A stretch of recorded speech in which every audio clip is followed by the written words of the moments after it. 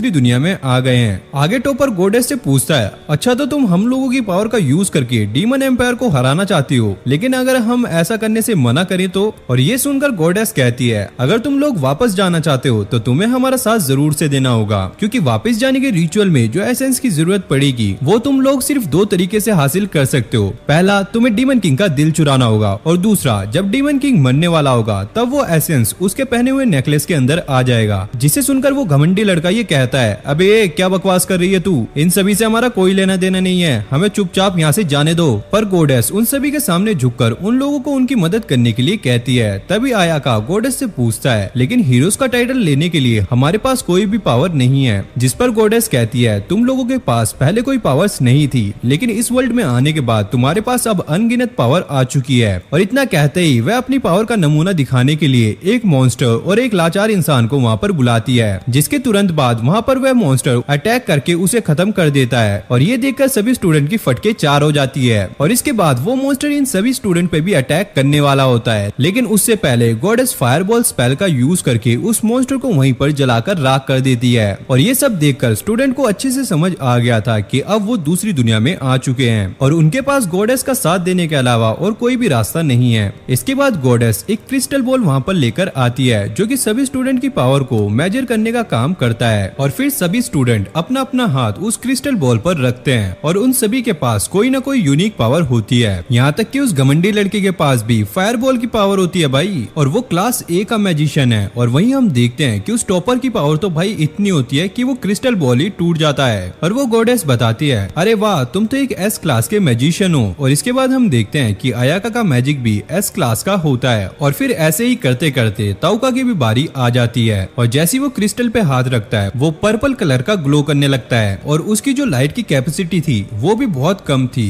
और इसका मतलब तो यही निकलता है कि बाकी स्टूडेंट के मुकाबले उसकी मैजिक पावर बहुत ही ज्यादा कम है। और ये देखकर तो गॉडेस भी उसे इग्नोर करने लगती है। जिसके बाद गॉडेस सभी स्टूडेंट को अपना स्टेटस चेक करने के लिए कहती है, जो कि अपने ताउका भाई के लिए तो बहुत ज्यादा कम थी, लेकिन हाँ उसके पास एक यूनिक स्किल थी जिसका नाम एलिमेंट्स था। जिसके बाद गॉडेस एक यूनिक रिचुअल को कंप्लीट करने के लिए ताउका को उसके सामने बुलाती है। और फिर वो कहती है कि तुम एक ई क्लास के मैजिशियन हो, और पास्ट में ऐसा कई बार देखा गया है, ई क्लास के जो भी सबसे वीक मैजिशियन होते हैं वो स्ट्रॉन्ग मैजिशियन पे बोझ बनते हैं। और इसलिए हम लोगों ने ये डिसाइड किया है कि ई क्लास के मैजिशियन को एक जगह पर टेलीपोर्ट किया जाएगा। अगर वो वहाँ पर सरवाइव कर पाया तो वो इस वर्ल्ड में फ्री होकर जी सकता है। और जो सुनकर तो ताउका के पसीने छूटने